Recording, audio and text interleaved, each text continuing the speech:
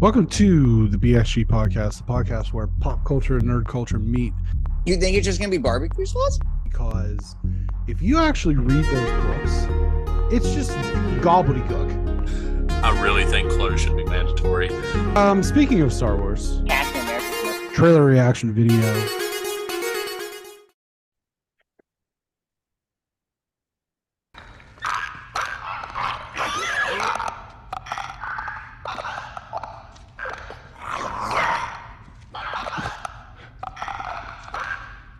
The Last of Us, episode 7, Left Behind.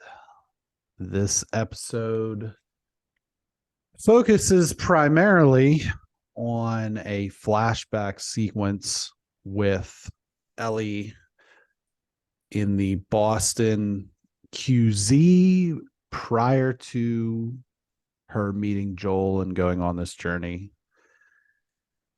And it features in a guest starring role. Let's see if I can find all cast. Never prepared the way I should be.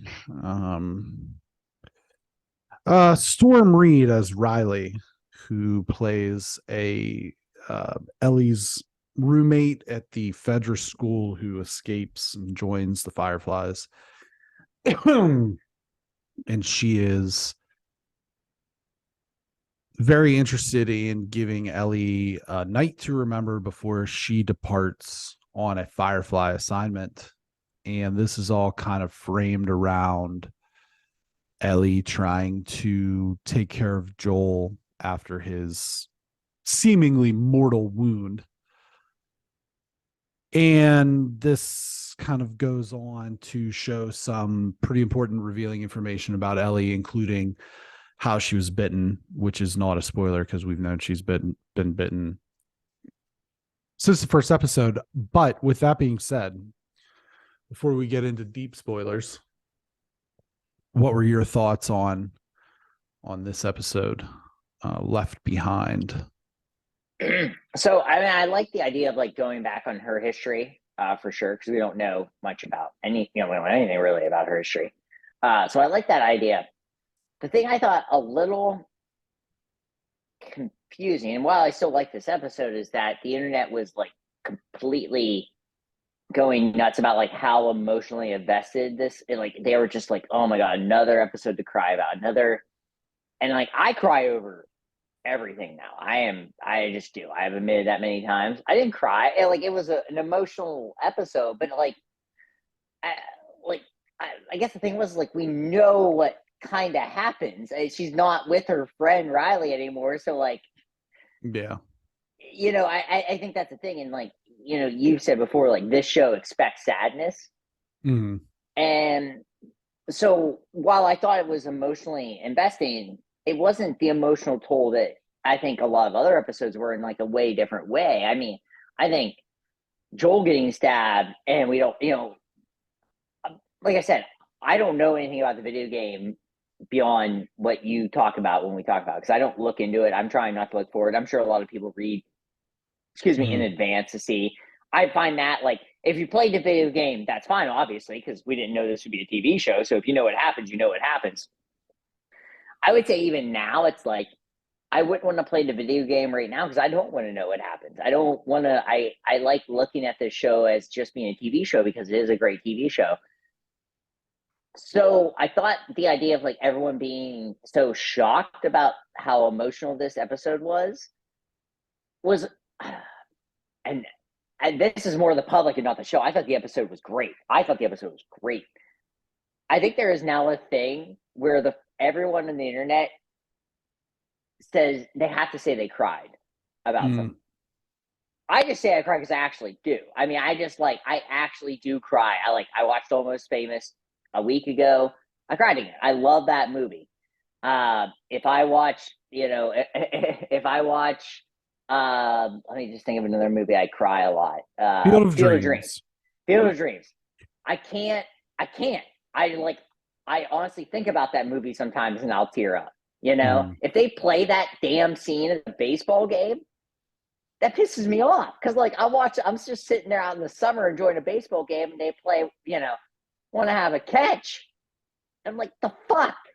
So I get upset about stuff like that, and that legitimately makes me cry. And even thinking about it, it's like, but like I did not think this episode was so emotional on that end. But I thought when it was emotional was a completely different end, which nobody really seemed to care about from what I read on the internet. This is why she's here. Like, she's here to be connected to Joel. We always think about Joel saving her and keeping her safe. But someone has to keep Joel safe. Joel's not a young guy. Sure. And I thought that was the thing that people were missing. I read so many things where like the idea of him being stabbed was just not even part of the episode. And I'm like, he's still in this episode. And still a major part. And like I said, I don't know if Joel survives. I assume he does because there's 2 versions of this game and a third version of this game coming out, or a third part of this game. But like it was so I think I maybe thought too much about this, and maybe it was a day's worth of content instead of a half day's worth of content that I read before we did our recording. Sure. So that was a little weird to me. It was just like, is everyone just going to say they cry about it because now they feel obligated to cry about every episode? And also missing the idea that like the real thing is that she's here to save Joel too, because he also needs it. Like, he isn't a perfect person. So not to like go on that, but it was just to like spoil, but like there is a reason why they're together. And so I thought that was a really, to me, the actual ending and not this like ending that people write about on the internet is more important. The actual ending about her, without me spoiling it, is so much more important and so much more powerful than a lot of things that I actually read. But I digress. I got a question from a friend that I think once we get into spoilers, we'll actually use. But I can say that this is the episode that I was least looking forward to. Okay. And it's because of how it is constructed and informed by the original game. Left Behind is a DLC, downloadable content, extra chapter that came after the release of the original game, when releasing story-based downloadable content and charging $10, $20 if it's real big, whatever, was very in vogue in the games industry. You don't see that as much anymore at this time. You might see some DLC, but it's going to be something big. And it takes about an hour and a half to 2 hours to play through. And to be honest, it's not that I dislike it. It's just that it's not on the same level as the rest of the experience. Sure. And so it's interesting to kind of get this backstory. And I think that telling it in the way that it's told in the season is more appropriate than playing it 6 months after the fact, after you've beaten The Last of Us. And it's like, oh, well, here's this, this story concept that we really didn't feel like was good enough to put into the end cut of the game, or it was something that we didn't think about and put in the end cut of the game, or it wound up on the cutting room floor, et cetera, et cetera, et cetera. And so we give it to you later. It's like a B-side almost. And the interesting thing about Naughty Dog is that there was a promised downloadable content from Uncharted 4 that it got so unwieldy that they just spun it into its own like 12 to 14 hour game. And so it's this portion of playing the game is it's fine, but there's just something every time that I've played through it where I was like, well, this wasn't good enough to make the cut. You know what I mean? Sure. And yeah. So this episode from that perspective was one that I wasn't really looking forward to. And I thought that they did a good job of making it interesting. Like you said, I think we all kind of knew ahead of time how this was going to shake out. And I think that playing it in the middle of the season rather than, like I said, playing it after the fact, it serves the intent of also showing that, and this kind of reinforces what was said in the bedroom scene at the end of episode 6. It reinforces that Ellie has lost as well. And it gives you the physical proof of it. And so I think it plays well as like a flashback episode. I think that what was really interesting about this episode was how well crafted the mall was. Oh, sure. Yeah. Showing the different stores, and in the making of the episode, they talked about, well, we wanted to see kind of what the world falling apart looks like from the eyes of a teenager who at this period of time, because you have to think 2003, what would we do in 2003? Go to the mall, go to the mall, go to the outlets or the strip mall, go to the mall, go to get something to eat, go to a movie. Right. And so like seeing some of those stores, and they have like the Victoria's Secret thing, and they make jokes about that, and then the arcade, and then in the background you can see these different, like there's a Target, there's a GameStop, and like seeing just like how it all falls apart. And they say like, well, they stole the things that were important, they looted the things that were important, basically. And so seeing that and the way that they constructed that was really cool. And that's the one thing that I keep going back to, is just how well they've done in production per measurable unit of distance. I know a podcast that I listen to that's a PlayStation podcast, Sacred Symbols, refers to it as production per square inch of a game, making the game feel lived in.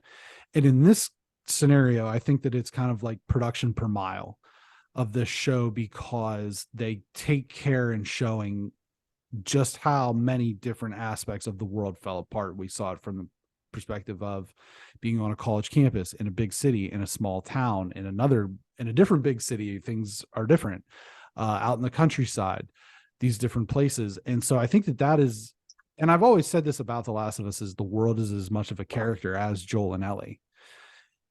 And so I thought that this episode did a good job of showcasing that. But I think with that being said, to really get into like different story points and plot points and things like that, we have to just go ahead and go into spoilers, unless you have anything else to say. No.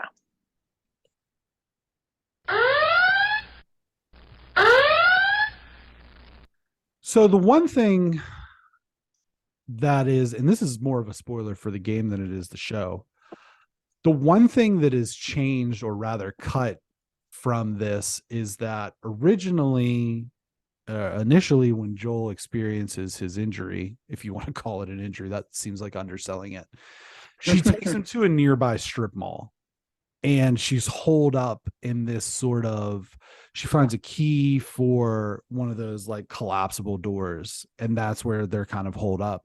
And so she's trying to go through this mall to find anything that she can give him for medicine, any kind of alcohol, antibiotics, whatever.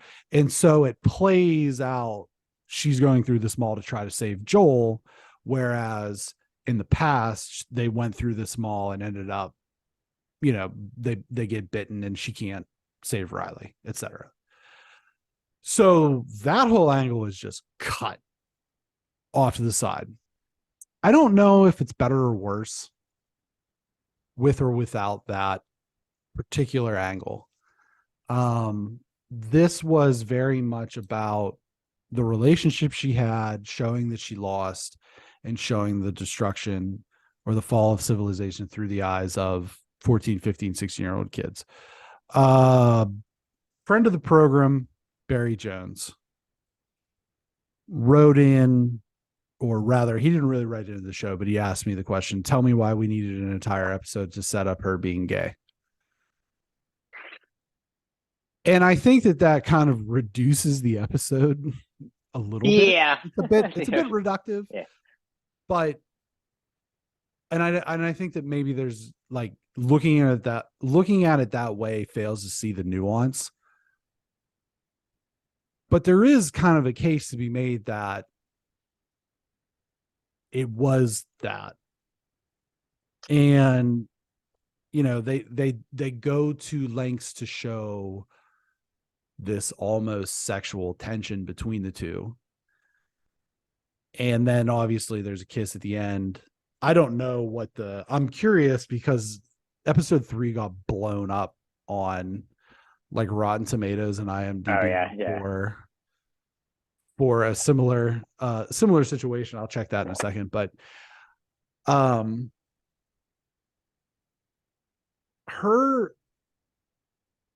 her sexuality is less important because throughout, like I said, this came later. And so throughout the whole first game, you don't know that she's gay. Like it's after the fact. And so it plays a more important role in the second game.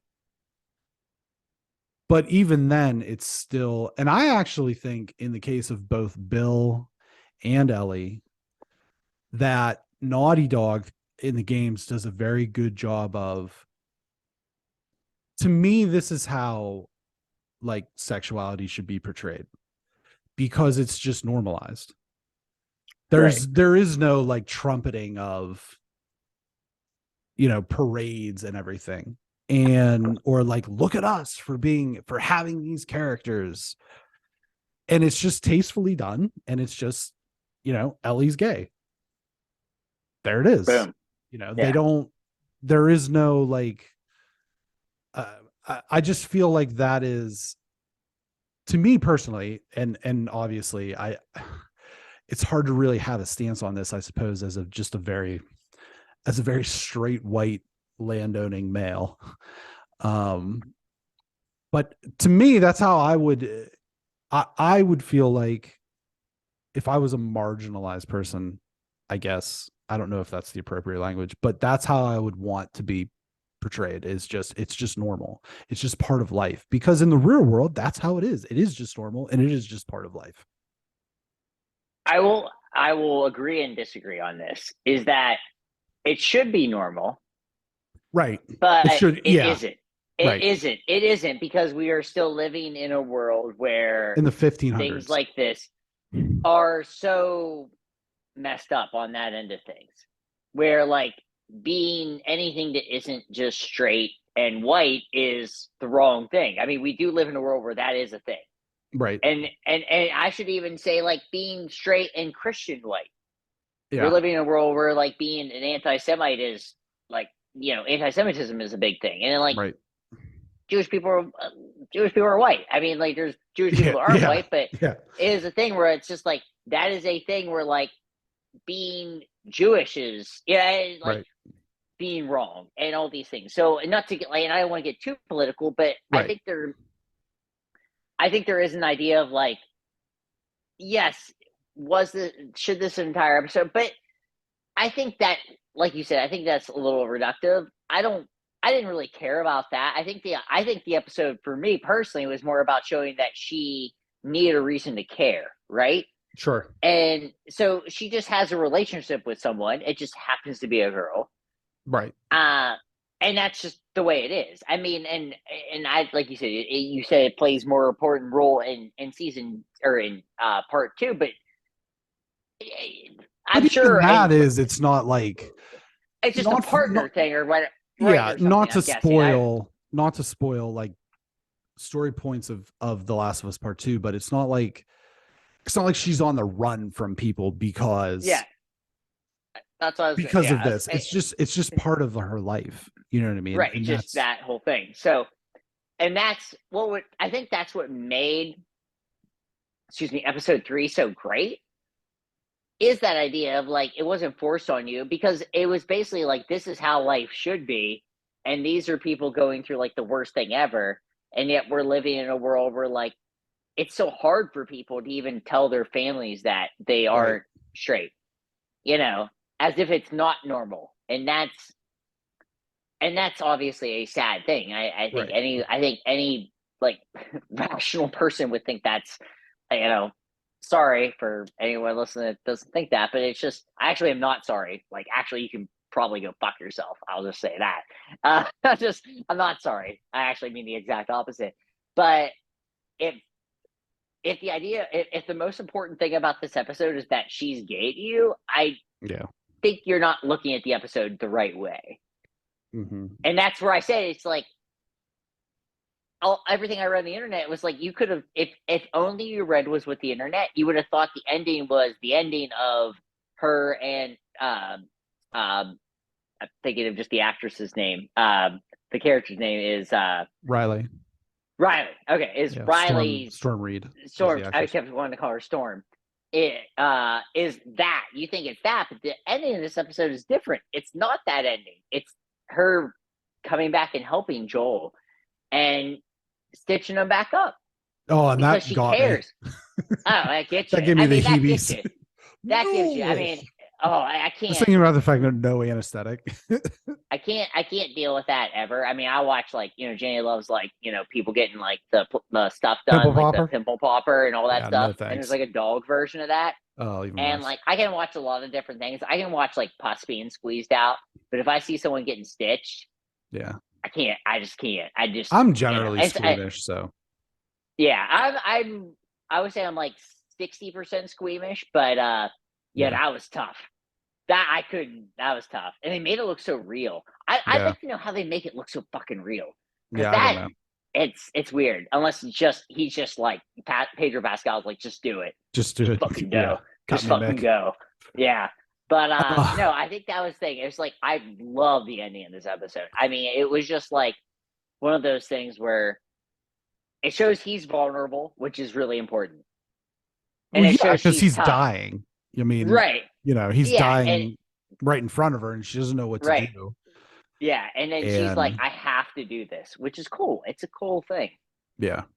I would say from a production standpoint, like I said, with the mall, all of the sequences in the mall were very faithfully recreated. Oh yeah. The from the Left Behind expansion pack.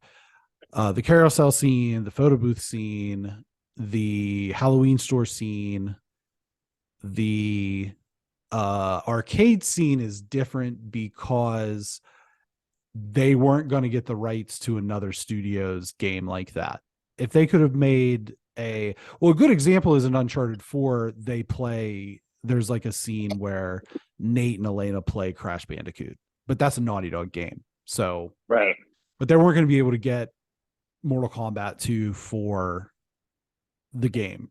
But it's interesting, and it's just kind of funny the way these things play nicely together is you have HBO, who's primarily owned by Warner, who a subsidiary of Warner Entertainment is Nethersoft, who makes Mortal Kombat, and so they were able to kind of pull that in. So that was neat. There's a scene somewhere, or there's a place in the game somewhere where they have like a squirt gun fight where that was omitted, and I'm trying to think if there was any other major changes from the mall portion. There's like more puzzles and shit, and like there is like how things shake out, there's way more infected. There's not just one. Sure. Oh, sure. Yeah. So you have to there's like a lot of like running and hurtling over shit, but it's very gamey. And so I felt the way that they did this to kind of remove some of the gaminess out of it. And that's something that they've done a really nice job, is removing the gaminess from the show. Well, not everybody likes gaminess. It has a different flavor than a lot of people like. It's more of I think that like the animals eating grass and in the nature, and maybe Oh, you mean video games? not like deer, not eating venison. So.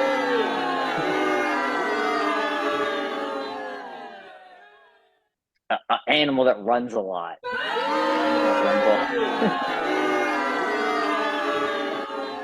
Well, speed beef.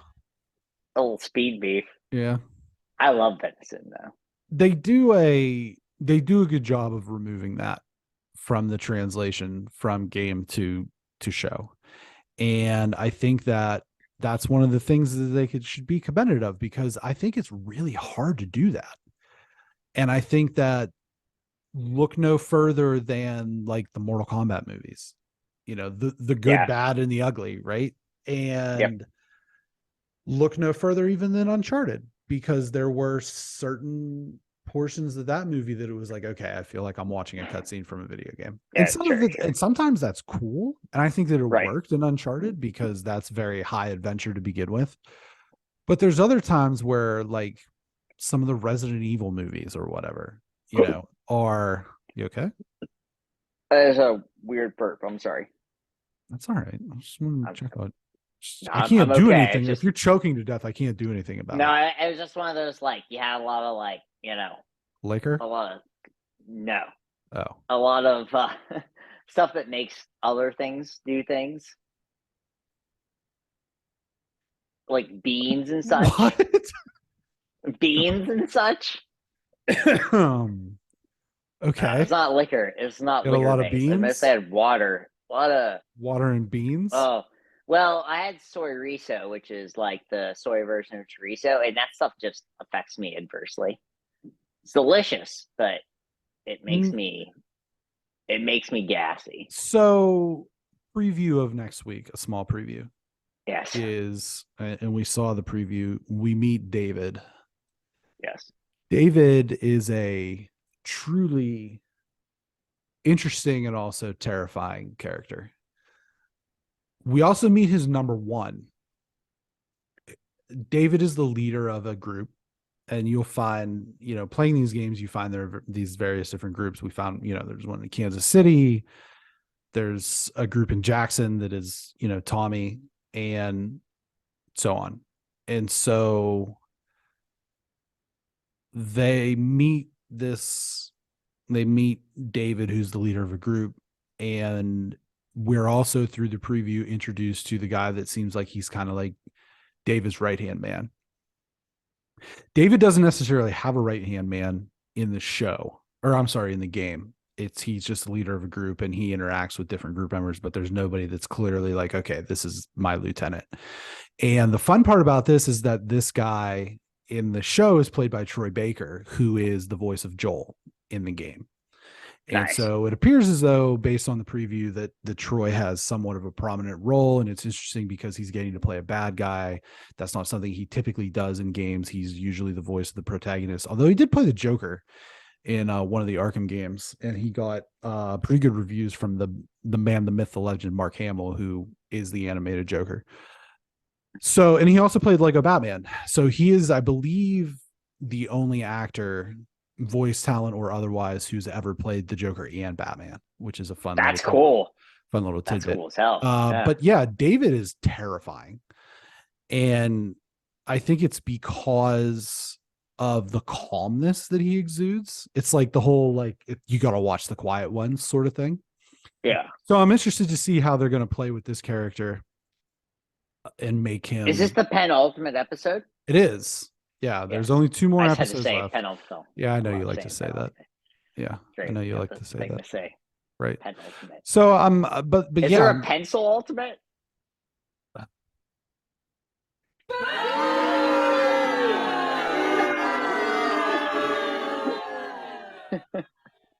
A quill ultimate? A quill? Isn't a quill just a pen? I mean, it's sophisticated. It's a sophisticated pen. I think it's a less sophisticated pen. Oh, I think it's a very sophisticated pen. Agree to disagree. I saw a fox in a suit one time on a birthday card, and I said he's sophisticated.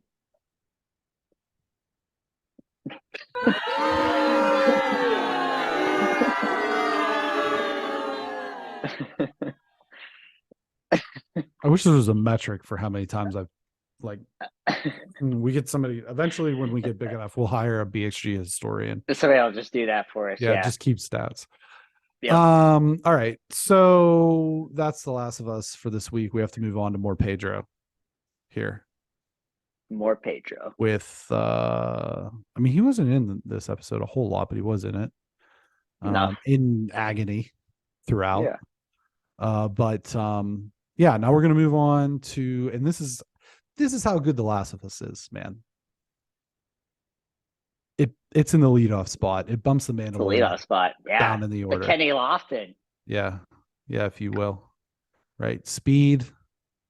I should have said Ricky Anderson, but I was going with your Guardians Indian. You probably should have said Willie Mays Hayes. Because he hits like Hayes, runs like Mays. Mays, yeah. Or the other way around. All right, Mandalorian.